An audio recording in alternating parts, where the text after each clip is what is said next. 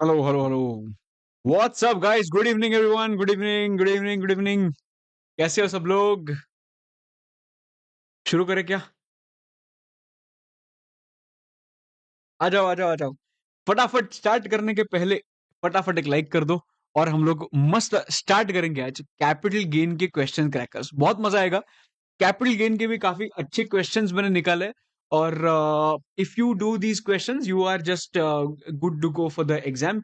Now इसका जो PDF है वो पीडीएफ मैंने मेरे टेलीग्राम ग्रुप पे डाल दिया है।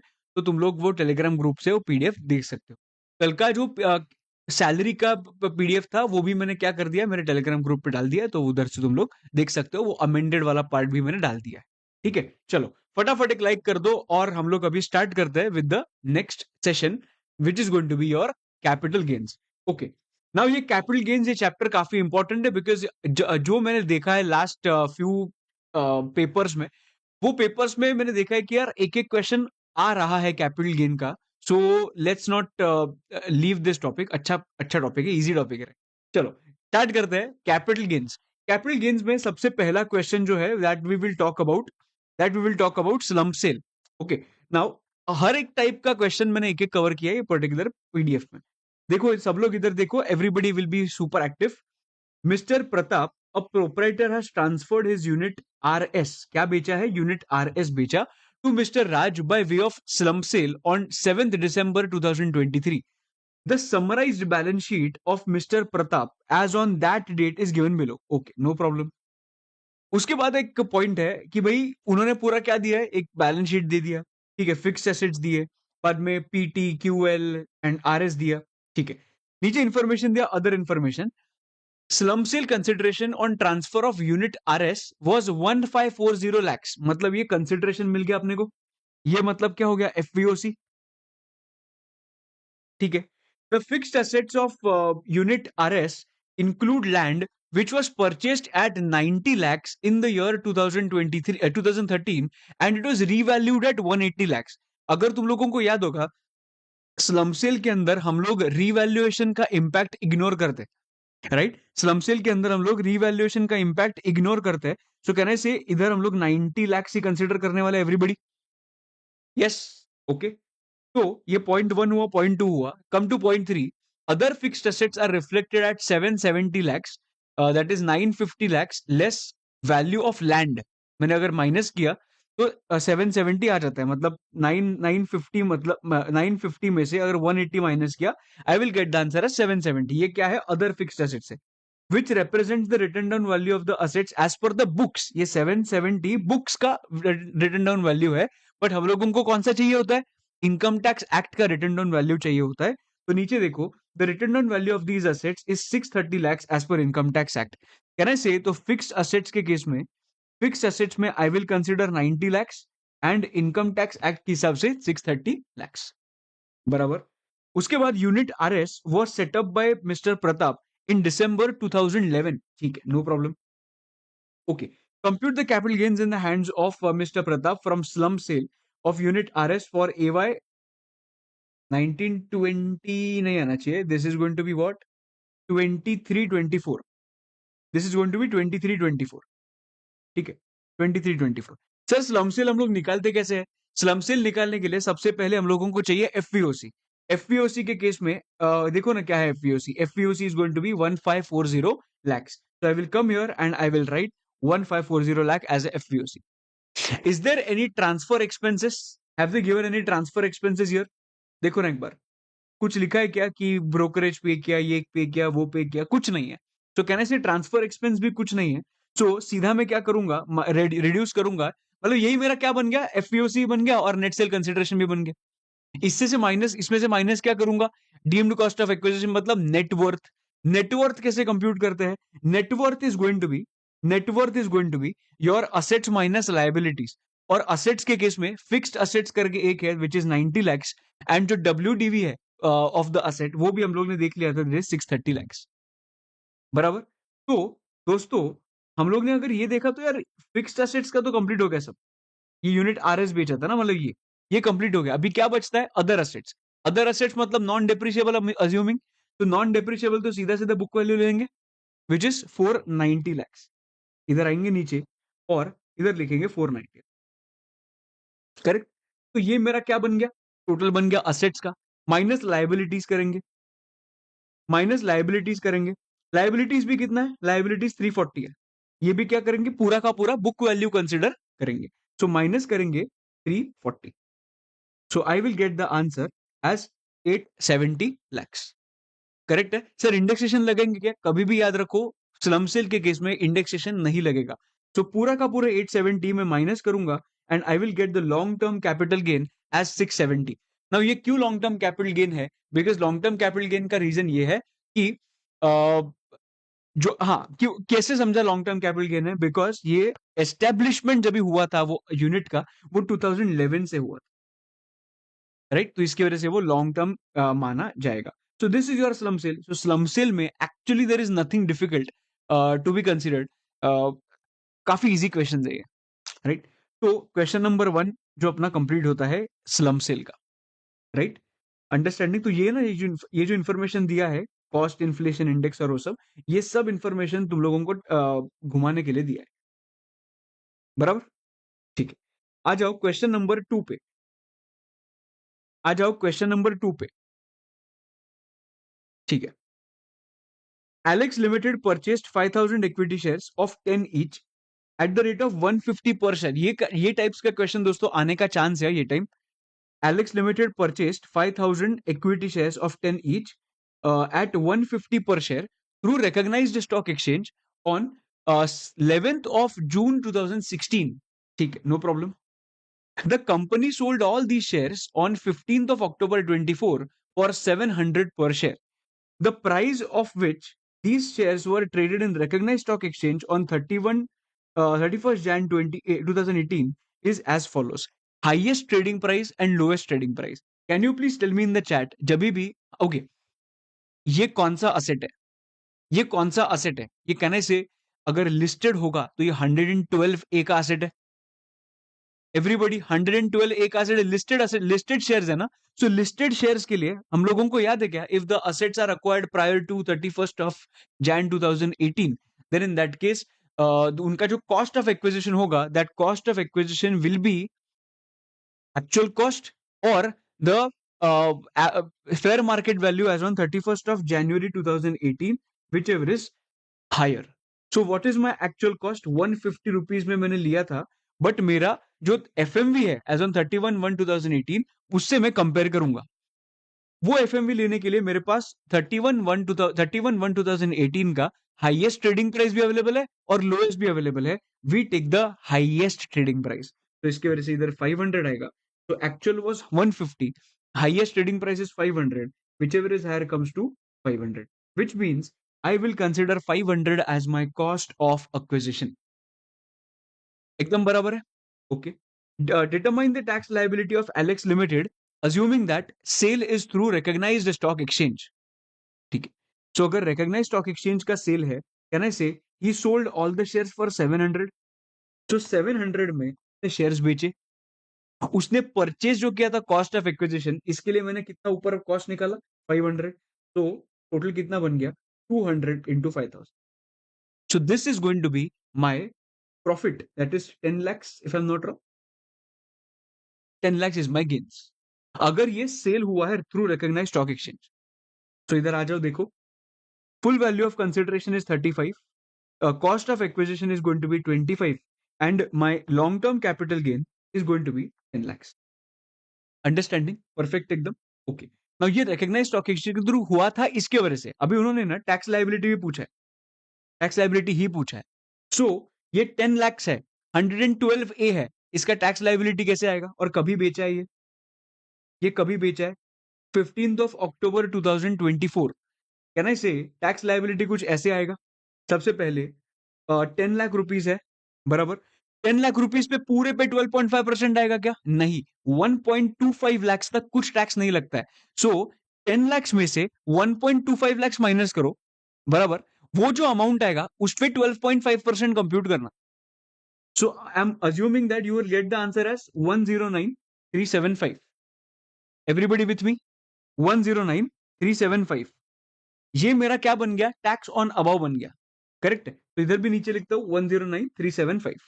ओके, इसके ऊपर हम लोग क्या करेंगे, एचईसी ऐड करेंगे। सो 109375 पे एचईसी लगाया तो tax liability comes to 113750, 113750।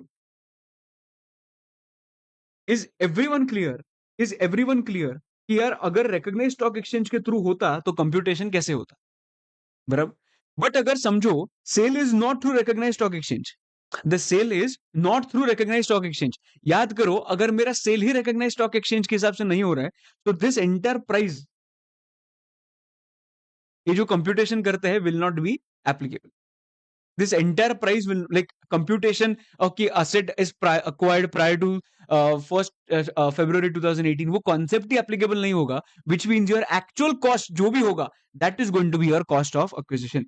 Everybody, your actual cost will be considered as cost of acquisition. Section 55A इधर applicable होगा ही नहीं, right? So मेरा computation कैसे होगा, 700 रुपीज का FVOC है, रिड्यूस करूंगा जितना भी एक्चुअल कॉस्ट होगा, that is 150।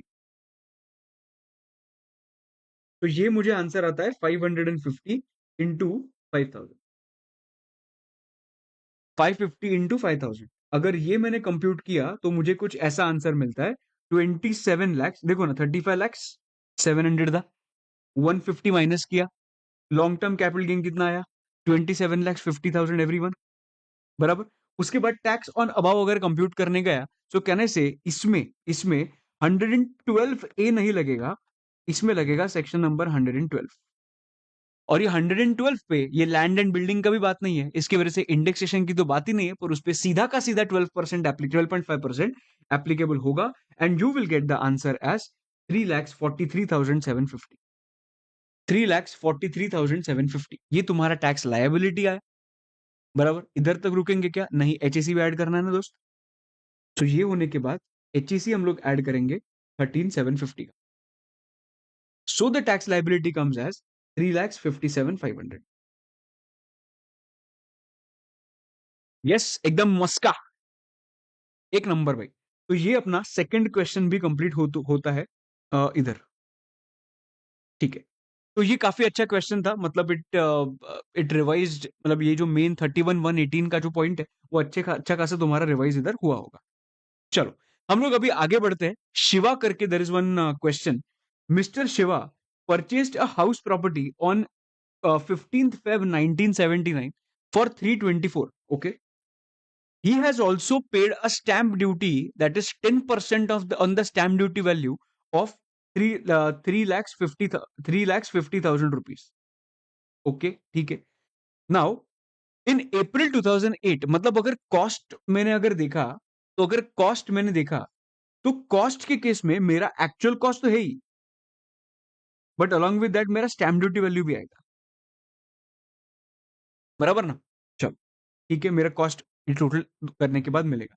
In April 2008 mister Shiva entered into an agreement with mister Mohan for sale of such property for 14,35,000, ठीक है, उसने अग्रीमेंट किया and received an amount of 1,11,000 rupees as advance. क्या बात है, 1,11,000 एडवांस मिला। However the sale consideration did not materialise and mister Shiva forfeited the advance. कभी forfeit किया है, अप्रैल 2008 में। if the amount is forfeited prior to, amount is forfeited prior to 1/4/2014, तो जो भी फोरफिट किया होगा हम लोग क्या करेंगे, reduce it from cost of acquisition, reduce it from cost of acquisition and that too before indexation if applicable, बराबर, ठीक है।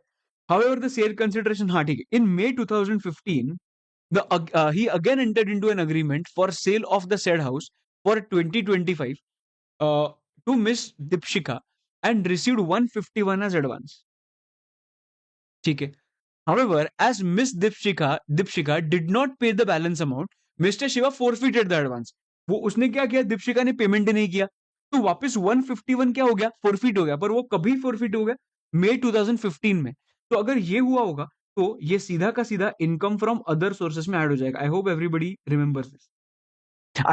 रिमेंबर्स दिस, ये इनकम फ्रॉम अदर सोर्सेस के अंदर 1,51,000 टैक्स हो जाएगा in the same year of forfeiture. मतलब क्या 2015-16 में ये टैक्स हो जाएगा,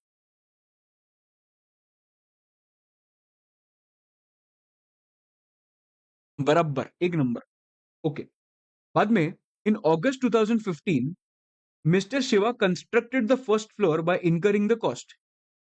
इसका मतलब उसने कॉस्ट इनकर किया और फर्स्ट फ्लोर बांधा। सो can I say this is going to be cost of improvement everyone, this is going to be cost of improvement everyone, बराबर। तो ये मुझे कॉस्ट ऑफ एक्विजिशन इधर से मिल गया, ये तो फोरफीचर का नीचे पॉइंट है, उसके नीचे कॉस्ट ऑफ इंप्रूवमेंट का पॉइंट आ गया, ठीक है। Now on 15th of November 2024 Mr. Shiva entered into an agreement with Mr. Manish for sale of such house for 30 lakhs 50,000। एक मिनट, क्या बोल रहा हूं मैं? एक अग्रीमेंट के अंदर एंटर किया था for sale of such house for 30 lakhs 50,000 rupees and received an amount of 1 lakh 50,000 as advance through an account payee cheque. उसने क्या मिला उसको? एडवांस मिला 1,50,000 थ्रू अकाउंट पे चेक के हिसाब से, ठीक है। And mister Manish paid the balance entire sum and Mr. Shiva transferred the house to Mr. Manish on February 20, 2025।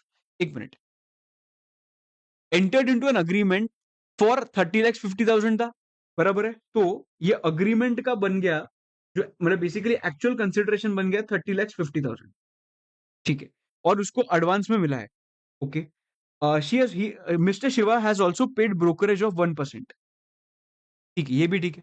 अभी ये तो सिर्फ हम लोगों को अग्रीमेंट के डेट का वैल्यू मालूम है कि क्या एग्जैक्टली exactly हुआ था। अभी आगे बढ़ते बढ़ते on 1st April 2001 the fair market value, sorry, the fair market value of the house was 11,85,000 and the stamp duty value was 10,70,000, okay।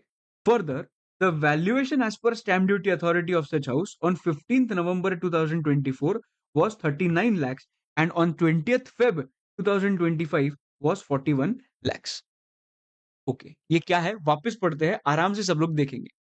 On 1st April fair market value of the house was this, so ये थोड़ा अलग है, ये cost of acquisition का बात कर रहे हैं। आगे बढ़ते, valuation as per stamp duty authority as on 15th of November 2024 was 39 lakhs which was the date of agreement, बराबर। And 20th Feb 25 I am assuming this is the date of registration. हम लोग date of agreement का SDV देखते हैं या date of registration का SDV देखते हैं? हम लोग देखते हैं डेट ऑफ अग्रीमेंट का एचडीवी। क्यों? बिकॉज उन्होंने जो एडवांस पे किया था वो एडवांस अकाउंट पे ही चेक से किया था, राइट। तो इसकी वजह से 15th of November 24 को जो भी तुम्हारा दिख रहा है, जो भी तुम लोगों को दिख रहा है एचडीवी, वही तुम्हारा बन जाएगा full value of consideration which is going to be 39 lakh, which is going to be 39 lakhs। तो ये मेरा बन गया एफवीओसी, बराबर। तो सर ये इंफॉर्मेशन क्यों दिया है, FMV of the house and stamp duty of the house? देखो, अभी अगर तुझे याद होगा तो देखो, सबसे पहले can I say I have FVOC, yes. I have transfer expenses also, everyone, transfer expenses also everyone, ठीक है। I have cost of acquisition and cost of improvement, but in cost of acquisition we have to compute this cost in one particular way. What is the cost? देखो, the cost जो था, it was it was purchased in 1979 which is prior to 1401। if it is prior to 1401, please try to understand your actual cost जो होगा, cost of acquisition, वो कैसे होगा मालूम है? कॉस्ट ऑफ एक्विजिशन यूजुअली होता है, देखो, 3,24,000, वो कंपेयर होगा मेरे फेयर मार्केट वैल्यू से। What is my fair market value? My fair market value is 11,85,000। so I will go here as on 1401 my fair market value is 11,85,000, बराबर। ये FMV हो गया as on 1401। But this FMV should not exceed my stamp duty value. What is my stamp duty value? 10,70,000। तो भले मेरा 11,85,000 है, but 11,85,000 मेरा cross नहीं हो सकता कितना, 10,70,000 ना, कितना 10,70,000 से ये विच एवरेज क्या आएगा, लोअर आएगा। तो इधर अमाउंट कितना आएगा, 10,70,000 आएगा। एंड कंपेयर किससे करूंगा, 3,24,000 से करूंगा। विच एवरेज हायर क्या आएगा, whichever is higher comes to 10.70 बराबर, and this is going to be my cost of acquisition. But दोस्तों, इसमें और एक ट्रिक है, और एक ट्विस्ट है. ये जो तो हमारा आंसर तो आ गया 10,70,000, पर ये जो 10,70,000 है, इसमें से और एक चीज माइनस की जाएगी. क्या होगी वो? जो अमाउंट फोरफीट किया था ना, वो जो अमाउंट फोरफीट किया था ना, वो अमाउंट फोरफीट जो किया था, वो भी मेरे ये अमाउंट से रिड्यूस किया जाएगा. 10,70,000 से वो भी रिड्यूस किया जाएगा. So when ever you will compute your actual cost of acquisition, वो कॉस्ट ऑफ एक्विजिशन से तुम लोगों को 1070 तो आज आ गया है बराबर, और योर एक्चुअल कॉस्ट और 1070 whichever is higher is 1070. इसमें से जो एडवांस मनी फोरफिट किया था, वो माइनस किया अगर मैंने, तो मुझे क्या मिलेगा? 9,59,000 मिल जाएगा बराबर, and this is going to be my cost of acquisition. Are you understanding? Are you understanding? So इधर जो मैंने कंपेयर किया, वो कंपेयर 324 किया, पर उसके ऊपर ना एक्चुअली 10% भी लगता है. सो 35,000 भी ऐड हो जाएगा. अपना आंसर चेंज नहीं होगा, अपना आंसर चेंज नहीं होगा, जस्ट बता के रख रहा हूं. ठीक है. सो कैन वी डिस्कस कि क्या क्या एफपीओसी था? देखना, हम लोग ने क्या एफपीओसी किया. एफपीओसी कंसिडर किया, दैट इज 39 lakhs बराबर. सो I will come here.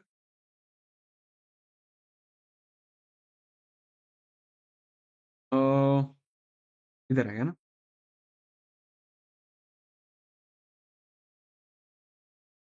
39 lakh. इसमें से ट्रांसफर एक्सपेंसेस माइनस करूंगा. एक्सपेंसेस 1%. ओके. नाउ क्या लिखा है? 1%, 1% of sale consideration. Now there is a high possibility कि तुम लोग क्या करोगे, ये जो 1% है ना, ये 1% 39 lakhs पे करोगे. मत करना ऐसा. 1% will not be applicable on 39 lakhs. 1% is on sale consideration. Your sale consideration is actually 30,50,000. Is everybody understanding? Is everybody understanding? 30 lakhs 50,000. So 1% of 3050 will be considered. So while reducing, I will reduce expenses on transfer 1% on 3050, which will come as 30,500. बराबर. So net sale consideration मेरा आता है 38,69,500 and cost of acquisition आता है. अभी cell कभी हुआ था? सेल हुआ कभी था? अग्रीमेंट का डेट देखो, अग्रीमेंट का डेट 20th Feb 25 को सेल हुआ था बराबर है. So can I say this is after 23rd of July. This is after 23rd of July, everybody. Correct है. सो इसकी वजह से मुझे ऑप्शन मिलता है. Option number 1, I can either claim indexation और I can not claim indexation with different rate, that is 12.5%. But तुम लोग जब भी कंप्यूटेशन करोगे, प्लीज दोस्तों, तुम लोग जब भी कंप्यूटेशन करोगे, कंप्यूटेशन के अंदर तुम लोग कभी भी इंडेक्सेशन नहीं लगाओगे. कंप्यूटेशन के अंदर तुम लोग विदाउट इंडेक्सेशन ही कंप्यूट करोगे. और जब भी टैक्स लाइबिलिटी कंप्यूट करोगे ना, वो टैक्स लाइबिलिटी के टाइम पे यू कैन शो कि अगर इंडेक्सेशन लगाया तो मेरा आंसर क्या होता है और टैक्स क्या आएगा. बट कैपिटल गेन कंप्यूट करते वक्त तुम लोग कभी भी उस पर इंडेक्सेशन से कंप्यूट नहीं करो. Right. So cost of acquisition is 9,59,000. कुछ इंप्रूवमेंट भी हुआ था, इसके वजह से विदाउट इंडेक्सेशन इंप्रूवमेंट भी लगाया मैंने, और सो दैट मेरा आंसर मिलता है मुझे 25,20,500. ये इंप्रूवमेंट किधर था सर? देखना, इधर था 3,90,000. इधर इंडेक्सेशन तो नहीं लगा रहे हम, इसलिए सीधा का सीधा हम लोग ने वो माइनस कर. सो 25,20,500 is my long term capital gains, और अभी इस पे मुझे टैक्स कंप्यूट करना है. तो सीधा सीधा 12.5% कर सकता है एवरीबडी. सीधा सीधा मैं 12.5% करूं, कर लेना भाई. देखो, 25,25,500 पे 12.5% comes to 3,15,063 plus HEC add करूंगा, so that I will get the answer as 327,666, and this too without indexation. अभी अगर इंडेक्सेशन लगाया तो क्या होगा लॉन्ग टर्म कैपिटल गेन, वो कंप्यूट करते हैं. वापस हम लोगों को कंप्यूट करना पड़ता है. 39 lakhs minus 3,500 which comes to 38,69,500. देखो, नेट सेल कंसिडरेशन आ गया 38,69,500. इसमें से इंडेक्सेशन माइनस करूंगा. अभी इंडेक्सेशन कितना है? 9,59,000 इज द कॉस्ट, राइट. वो 2001 का है। सो मुझे आज का मतलब उन्होंने दिया है 363, so 9,959 into 363 upon 100, if I do I will get the answer as 34,81,170। बराबर। इंडेक्स कॉस्ट ऑफ इंप्रूवमेंट भी आता है, देखो इंप्रूवमेंट हुआ कभी था, इंप्रूवमेंट हुआ था 2015 में। 15-16 का दिया है क्या, देखो ना नीचे 254, 254। सो कैन आई से 3,90,000 इंटू 363 अपॉन 254। देखो 3,90,000 जो इंप्रूवमेंट हुआ था into 363 upon 254, I will get the answer as 557। बराबर है। तो मुझे क्या मिल गया, लॉन्ग टर्म कैपिटल लॉस मिल गया। तो लॉन्ग टर्म कैपिटल लॉस मतलब there is no question of tax, क्योंकि लॉस आ गया। So what which is more beneficial to you, which is more beneficial to you? Of course, this is more beneficial to you with indexation, right? Since the computation results in long-term capital loss, if indexation benefit is given, the tax under section 112 would be nil. However, this computation is only for determining the tax liability. The said loss can neither be set off nor carried forward. ये जो loss है वो set of नहीं हो सकता, ये carry forward भी नहीं हो सकता, क्योंकि ये जो लॉस है वो कंप्यूटेशन के अंदर नहीं है। ये उन्होंने लॉस तो आया, बट इधर टैक्स लाइबिलिटी के लिए हमने कंप्यूट कर रहा हूं ना, इसके वजह से इसका टैक्स कितना आएगा, नील आएगा। दैट्स इट, हम लोग सिर्फ टैक्स कंप्यूट कर रहे हैं। Very important point two understand. ये लॉस लेके किधर सेट ऑफ मत करना। ये लॉस आया है कंप्यूटेशन, सी कंप्यूटेशन ये था, अगर इधर लॉस आता ना तो कुछ हो सकता था, बट ये कंप्यूटेशन के अंदर जब भी टैक्स लाइबिलिटी कंप्यूट करते हैं, टैक्स लाइबिलिटी के टाइम पे जो विद इंडेक्सेशन वाला बेनिफिट जब भी हम लोग देखते हैं, तभी अगर लॉस आया, then consider that tax liability is zero, that's it. Don't do anything to that loss. Very important point है, ठीक है। तो ये तुम्हारा पॉइंट कंप्लीट होता है ऑफ कैपिटल गेन का second third question. Is everybody clear with the third question, everyone? Can you please tell me in the chat? और सब लोग ने फटाफट लाइक किया कि नहीं? ऐसा कैसे करते हो तुम लोग यार, तुम लोग इतना लेक्चर बैठते हो, लाइक करते नहीं हो। भगवान देख रहे हैं, भगवान देख रहे हैं, बता रहा हूं तुम लोग।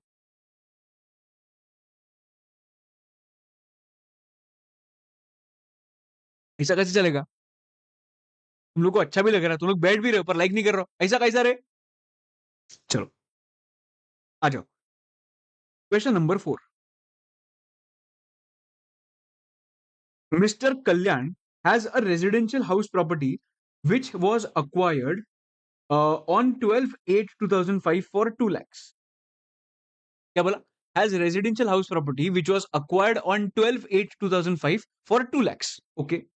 The property is sold for 22 lakhs in December 2023. एक सेकंड, अक्वायर कभी किया? 2005 में, मतलब ये कॉस्ट ऑफ एक्विजिशन का बात किया। The property sold for 22 lakhs in December 23। Okay, 23 को बेच दिया प्रॉपर्टी, मतलब ये एफपीओसी का बात किया।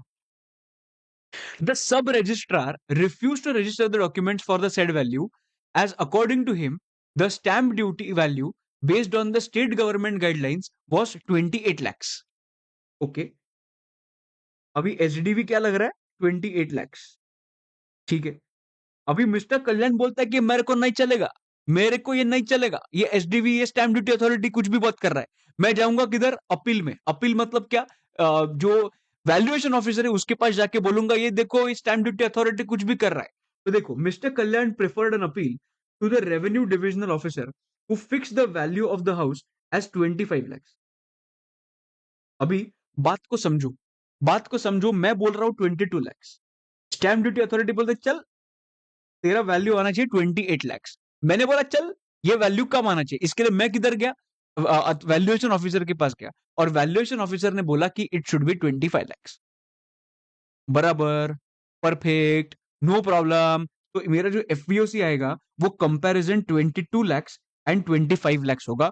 एसडीवी का वैल्यू में कंसिडर नहीं करूंगा, बिकॉज वैल्यूएशन ऑफिसर का value is in my favour.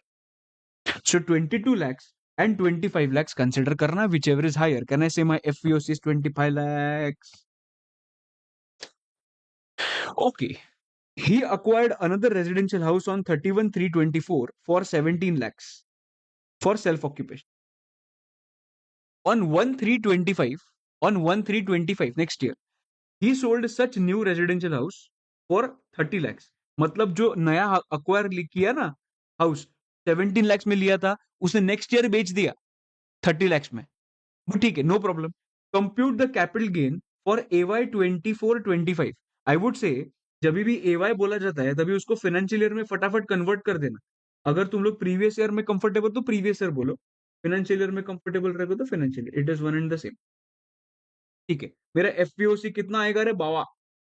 मेरा एफपीओसी आएगा 25 lakhs, बराबर। मेरा कॉस्ट, अरे मैं क्यों सॉल्व करनी चाहिए ना यार। Full value of consideration is 25 lakhs, बराबर। इधर कुछ भी उन्होंने ट्रांसफर एक्सपेंस दिया है क्या? नहीं दिया है। तो सीधा मैं कॉस्ट माइनस कर सकता हूं, कर सकता हूं। मेरा कॉस्ट कितना है? मेरा कॉस्ट है 2 लाख रुपीज 2005 का। 2005 का कॉस्ट है 2 लाख रुपीज, बराबर। तो 2005 का 2 lakhs है तो उसका ये देखो ना, 117 ना इंडेक्सेशन, 117 है एवरीबडी। सो कैन आई से 2 लाख रुपीज इंटू 348 अपॉन 117। 348 क्यों? 348 क्योंकि जो साल में बेचा है, कौन से साल में बेचा है? 23-24। तो 23-24 का जो भी कॉस्ट इन्फ्लेशन इंडेक्स था वो 348 था, बराबर। So 2 lakhs into 348 upon 117, I will get the answer as 5 lakhs 94,872। तो 25 lakhs minus 594,872. I will get the answer as long-term capital gain. That is 19 lakhs 5,128. 19 lakhs 5,128. ये मेरा लॉन्ग टर्म कैपिटल गेन बन गया, बराबर। तो सर और कुछ है क्या इसमें? देखो ना, ये मैंने सल्टा दिया, इसका तो ये हो गया, ये भी हो गया, ये भी हो गया, ये भी हो गया। अभी एक फिगर बाकी है, दैट इज मैंने अनदर हाउस परचेज किया। अगर मैंने एक नया घर परचेज किया होगा, can I say I will get the exemption under section 54 everybody? I will get the exemption under section 54 everybody. हाँ, एक क्वेश्चन तुम लोगों को आ सकता है, सर इंडेक्सेशन क्यों लगाया? बिकॉज वो बेचा कभी था? 2023 में बेचा था, इसके लिए इंडेक्सेशन लगाया इधर। ठीक है, ओके। जो नया हाउस परचेज किया वो 17 lakhs का था, तो मैं सीधा सीधा 17 lakhs माइनस करूंगी नहीं, तो 17 lakhs में माइनस करूंगा। So I will get the answer as long term capital gain of 2,05,128। एकदम बराबर। तो ये 24-25 का जो असेट बेचा उसके बारे में उन्होंने बात की। ठीक, अभी उन्होंने क्या बोला है देखना, सब लोग इधर देखो ना। On 1/3/25 he sold the new house for 30 lakhs। अभी याद करो, मैंने सेक्शन नंबर 54 के टाइम पे तुम लोगों को एक चीज बोला था। 54 के केस में ऐसा है कि अगर तुम लोग ने नया प्रॉपर्टी परचेज किया होगा तो within 3 years you should not sell that property. See, whenever you'll take an exemption under section 54, that is with the condition कि 3 साल तक वो प्रॉपर्टी बेचना नहीं चाहिए। अगर तू अग्री करता है तो ही एग्जाम्पशन आज ले ले। तो उसने 23-24 में बोली हाँ हाँ हाँ मैं एग्जाम्पशन ले रहा हूँ, 3 साल में नहीं बेचूंगा। बट साला उसने तो नेक्स्ट ईयर ही बेच दिया। अगर उसने नेक्स्ट ईयर ही बेच दिया, don't you think everyone, don't you think ये जो एग्जाम्पशन मिला है वो नहीं मिलना चाहिए था? Everybody in the chat please, ये जो एग्जाम्पशन है वो नहीं मिलना चाहिए था? Everybody in the chat please. पर मैंने तो एग्जाम्पशन ले लिया है।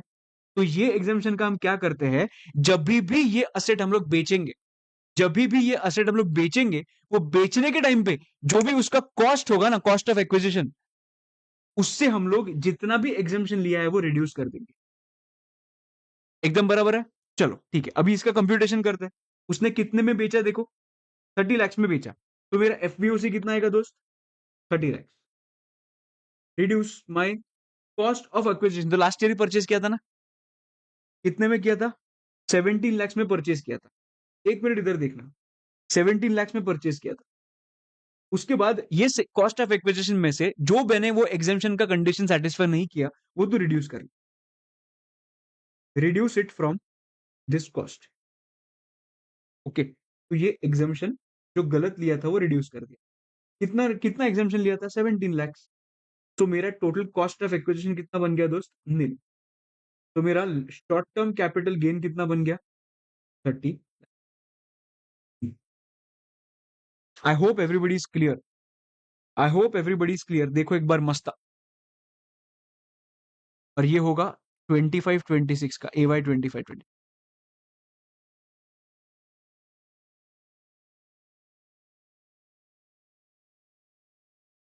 इसमें तो पहले 23-24 में इंडेक्सेशन हमेशा ही लगेगा, क्यों 23-24 है, तभी तो इंडेक्सेशन था ही ना। जो 23/7/24 के बाद बेचे जाते हैं उसमें इंडेक्सेशन तुम लोग नहीं लगाना कंप्यूटेशन में, बराबर। ठीक है, तो मेरा शॉर्ट टर्म कैपिटल गेन कितना बन गया? 30 लाख। एक नंबर है ना, सही था कि क्वेश्चन है, तो तुम्हारा ये भी कवर हो गया। चलो अभी आ जाओ क्वेश्चन नंबर 5 पे, and that is our last question. Question number 5 पे आ जाओ, and that is our last question.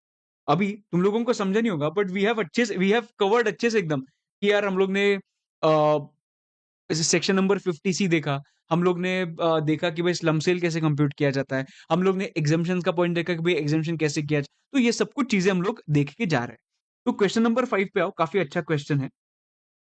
Determine the capital gain और loss and tax liability in the following scenarios for AY 24-25, assuming the assessees do not have any other source of income। ठीक है, इसमें ना original question में दो questions थे, पर मुझे लगा एक क्वेश्चन ये सही रहेगा। ठीक है, इसलिए ना इधर सिनारियोज लिखा है, सिनारियोज जस्ट बता के रखा।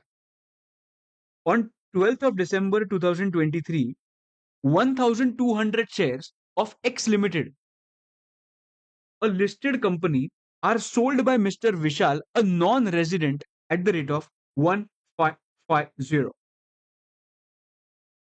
per share, and STT was paid at the time of sale of such shares. These shares were acquired by him on 25th May 2017 for 425 per share by paying security transaction tax at the time of purchase. The price is given as on 31st of Jan 2018। एक बार try करोगे? एक बार try करोगे क्या?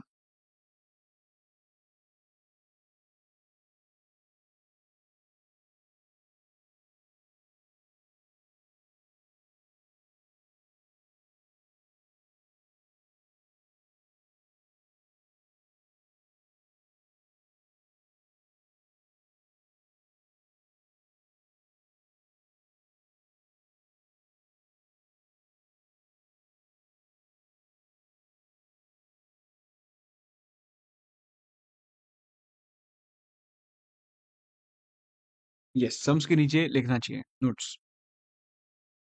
एक बार सब लोग please try करो ना, अच्छा लगेगा।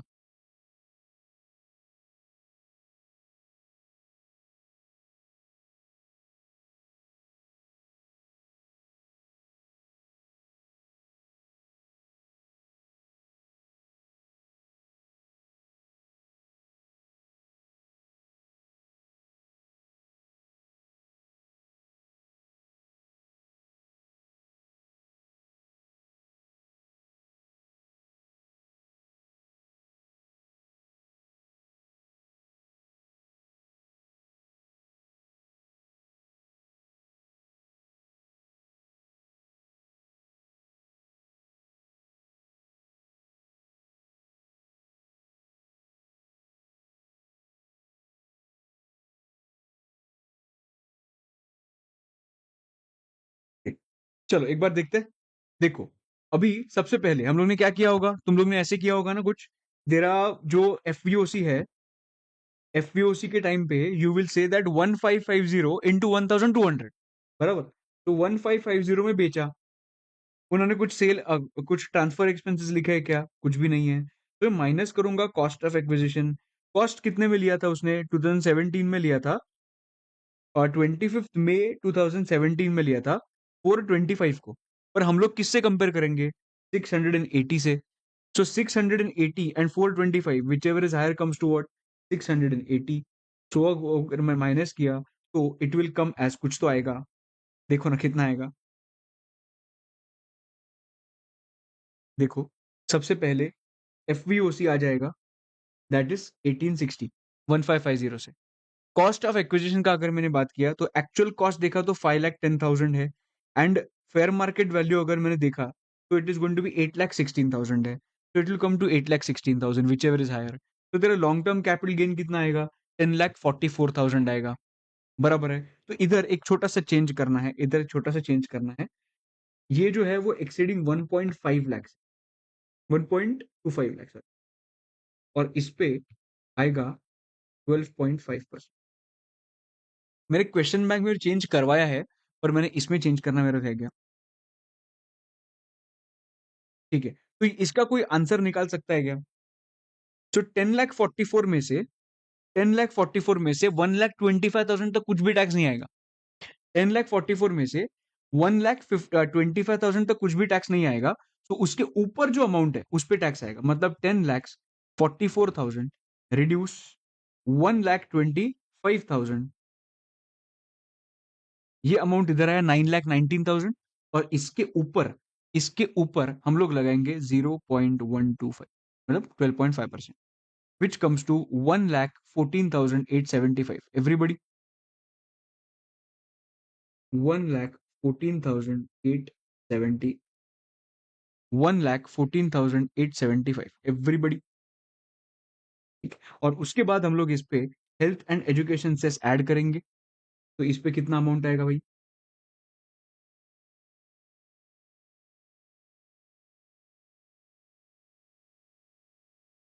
बताओगे सब लोग?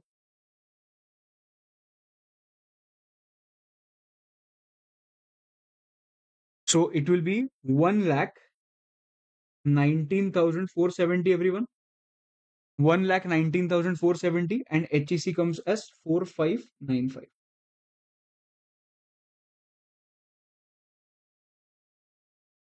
करेक्ट है एवरीबडी? ठीक है, उसके पहले के रेट्स तुम लोगों को याद रखने का जरूरत नहीं है। अज्यूम दैट यही साल में ट्रांसफर हुआ है, इसके वजह से तुम लोग 12.5 एंड 1.25 ही याद रखना। I know it is before. मैं बोल रहा हूँ आई नो, ये जो कंप्यूटेशन है वो कंप्यूटेशन करेक्ट है, मैं डिनाई नहीं कर रहा हूँ।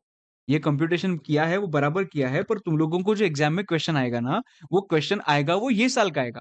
तो ये साल का जो क्वेश्चन आएगा ना, इसके लिए मैं तुम लोगों को बोल रहा हूँ, ये साल का अगर क्वेश्चन आएगा तो ऐसे कंप्यूट करना है तुम लोग। समझा क्या? मुझे मालूम है कि ये आंसर जो है वो करेक्ट है, पर तुम लोगों को पहले का लॉ याद रखने की जरूरत नहीं है ना, इसके लिए तुम लोगों को कंफ्यूजन बढ़ जाएगा। इसके लिए मैं बोल रहा हूँ कि जब भी तुम लोगों को एग्जाम में क्वेश्चन आएगा, वो एग्जाम में क्वेश्चन 1 पॉइंट मतलब ये साल का ही आएगा। इसके वजह से आई एम सेइंग दैट ये ऐसे कंप्यूट करना, सो दैट अभी का जैसे कंप्यूटेशन है तुम लोगों को समझ में आ जाए। Everybody understanding? क्यों किया, समझा क्या तुम लोगों को? सुपर। मतलब अगर कुछ भी कंफ्यूजन नहीं करना होगा तो हम लोग सेलिंग प्राइस के केस पे 2024 ही लेंगे। Is everybody clear?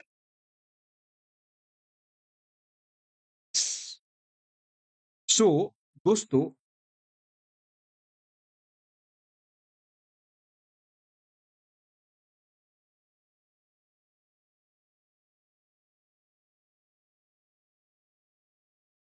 अरे मेरे भाई,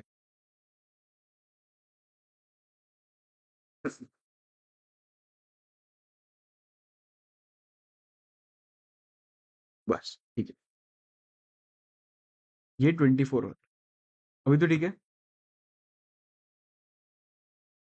ठीक है अभी। ठीक है, चलो। यस बॉयज एंड गर्ल्स, सो अपने कैपिटल गेन्स जो है, कैपिटल गेन्स का पूरा चैप्टर कंप्लीट हो चुका है। बराबर, एकदम मस्त था। इसके अंदर हम लोग ने स्लम सेल देखा, इसके अंदर हम लोग ने एग्जाम्पशन देखा, एग्जाम्पशन का रिवर्सल का पॉइंट देखा। उसके बाद हम लोग ने देखा कि भाई अगर इसमें 50C अगर लगता होगा तो क्या होगा। बाद में स्टैम्प ड्यूटी अथॉरिटी देखा। उसके बाद देखा कि यार वैल्यूएशन ऑफिसर के पास गया तो वैल्यूएशन ऑफिसर का कैसे सब कुछ इंटरकनेक्शन होता है, वो हम लोग ने देखा। उसके बाद हम लोग ने ये भी देखा कि भाई ये जो असेट है, मतलब if the shares are acquired prior to 31/1/2018, तो उसका ट्रीटमेंट क्या होता है देखा। बराबर। तो हम लोग ने काफी सारे क्वेश्चंस इसमें देख लिए हैं। और तुम लोगों के अगर लास्ट डे क्वेश्चंस कौन से भी होंगे तो प्लीज तुम लोगों मार्क करके रखना। एंड ये क्वेश्चंस देखना, वो क्वेश्चंस और ये क्वेश्चंस कंबाइन करके तुम लोगों लास्ट डे पे देख सकते हैं। Right right right right right. So yes. So दोस्तों, आज के लिए इतना ही। हम लोग अभी मिलेंगे कल। अपना पीजीबीपी का सेशन था, पर पीजीबीपी का session we are not having tomorrow. तो tomorrow we are not having any session, because मेरा एक जूम सेशन है मेरी जो पेड स्टूडेंट्स है उनके लिए, मतलब practice batch and regular batch के लिए। तो कल मेरा सेशन नहीं हो पाएगा, बट परसों हम लोग मिलेंगे। I will tell you, I will give you the revise schedule bye bye tonight. ठीक है, बट तब तक सुपर रिविजन देख के रखना। आई थिंक उसके बाद जो था वो मेरे हिसाब से टीडीएस टीसीएस था, राइट? मैं तुम लोगों को शेड्यूल दे दूंगा और उसके हिसाब से हम लोग को कर, राइट? ओके। तो अगर ये तुम लोगों को वीडियो अच्छा लगा होगा तो please please please let me know your thoughts in the comment section as well. काफी अच्छा लगता है आपके कमेंट्स पढ़ के। चलो अच्छे से पढ़ाई करना, कुछ कुछ ही दिन बाकी है और तोड़ फोड़ करनी है एग्जाम के अंदर। चलो आज के लिए इतना है। Thank you so much guys, thank you so much, thank you so much. ज्यादा से ज्यादा लाइक करना रहे भाई, कमेंट भी करना और दोस्तों के साथ जरूर शेयर करना। और इसका भी मैं अमेंड, जो भी छोटे छोटे पॉइंट्स है उसका अमेंडमेंट करके तुम लोगों को अपने टेलीग्राम ग्रुप पे डाल देता हूँ। ठीक है, चलो, okay okay okay, bye bye bye bye bye bye, see you, take care, thank you so much, thank you, bye.